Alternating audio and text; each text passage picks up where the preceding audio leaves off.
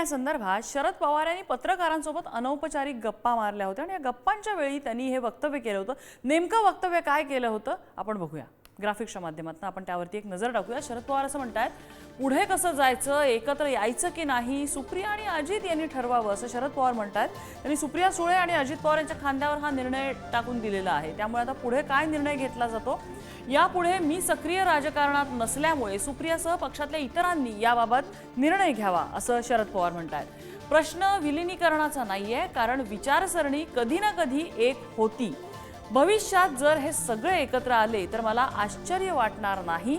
पक्षामध्ये दोन प्रवाह आहेत, एकाला वाटतं अजित सोबत जावं, दुसरा प्रवाह भाजपपासून दूर राहावं या मताचा आहे।